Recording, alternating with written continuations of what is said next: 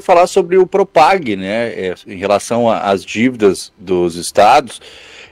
Governadores de estados que possuem as maiores dívidas com o governo federal vão trabalhar para derrubar pelo menos 11 dos 7 vetos do presidente Luiz Inácio Lula da Silva ao Propag, que é esse novo programa de dívidas do Rio Grande do Sul, novo programa aprovado pelo Congresso para os pagamentos dos passivos. A estratégia foi definida nesta sexta-feira em uma reunião no Rio de Janeiro, da qual participaram os governadores Eduardo Leite, o Cláudio Castro e Romeu Zema, além de secretários dos governos de Goiás e São Paulo. Os gestores estaduais argumentam que foram surpreendidos pelos vetos presidenciais, pois o conteúdo suprimido havia sido objeto de acordo com o Ministério da Fazenda durante a tramitação da proposta.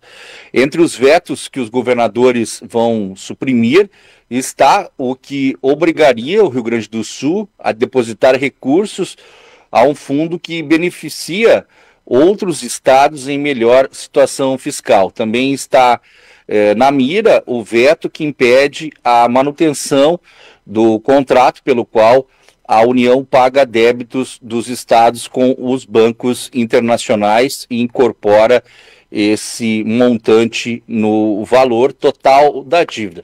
Vamos ouvir o governador Eduardo Leite, que participou dessa reunião no Rio de Janeiro, sobre esse tema. Nós fizemos uma análise técnica sobre cada um dos vetos que foram apresentados pelo presidente. São 11 vetos que o presidente da República fez. Nós concordamos, inclusive, com a manutenção de alguns desses vetos. É o caso do veto 6, que diz respeito a dispensar os estados de cumprimento de regramentos da Lei de Responsabilidade Fiscal. Nós não queremos isso. Nós apreciamos a responsabilidade fiscal, temos compromisso com ela e não vamos dispensar o cumprimento de regras de responsabilidade fiscal. Apoiamos a manutenção desse veto, mas existem pelo menos 5 vetos apresentados pelo presidente que são fundamentais entre esses 11 que sejam derrubados. Entre eles aqueles que são diretamente de interesse do Rio Grande do Sul, que dizem respeito a dispensar o Rio Grande do Sul de ser chamado a contribuir para o Fundo de Equalização Federativa. E também outro que diz respeito à manutenção de um contrato que a União já fez com o Estado, que é a de ela pagar as dívidas garantidas com organismos internacionais e financiar isso para nós, ou seja, a União paga as prestações das operações de crédito que fizemos com o Banco Mundial, com o Banco Interamericano, enfim, e incorpora esse valor na dívida que o Estado vai pagar ao longo do processo do contrato, como uma forma de nos ajudar, no curto prazo, a termos uma janela maior de oportunidade de reestruturação fiscal, de reorganização das contas dos nossos estados.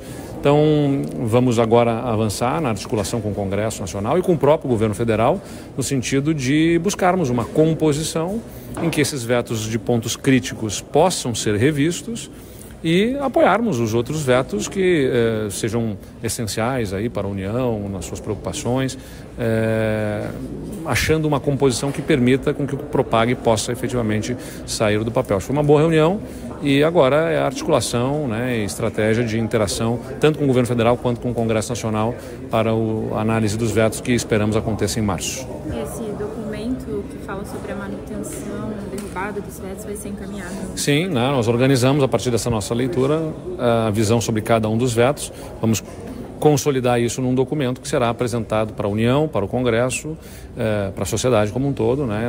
Vai ser utilizado na articulação como orientação dos votos que nós vamos buscar junto aos deputados e senadores. Isso, então, governador Eduardo Leite, falando sobre a estratégia dos governadores para derrubar os vetos do presidente Lula em relação ao Propag, que é esse novo programa de renegociação de dívidas dos estados. Uma última notícia aqui, Roberto, a gente tem um acordo firmado entre o BNDES e o governo do estado, o Banco Nacional de Desenvolvimento Econômico e Social, o BNDES, e o governo do Rio Grande do Sul assinaram também no Rio de Janeiro um acordo de cooperação técnica para estruturar um plano estratégico de resiliência climática de médio e longo prazo, que proteja o Estado contra extremos climáticos.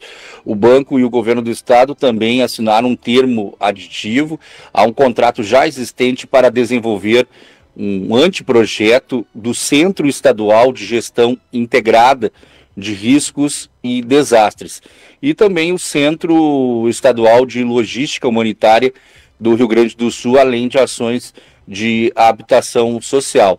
As assinaturas contaram com a participação do presidente do BNDES, o Aloysio Mercadante, do governador do Rio Grande do Sul, Eduardo Leite, e também do diretor de Planejamento e Relações Institucionais do banco, o Nelson Barbosa.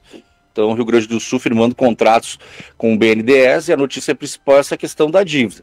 Os governadores ainda não sentem segurança com as garantias da União de formalizar principalmente a questão do Rio Grande do Sul, de que não vai precisar pagar para esse fundo de equalização de outros estados. São outros estados que não estão com a dívida em dia com o governo federal e tem possibilidade de pagar. Sim. Então esse fundo seria para essa equalização, mas os governadores querem uma garantia formal. Obrigado, Ayrton.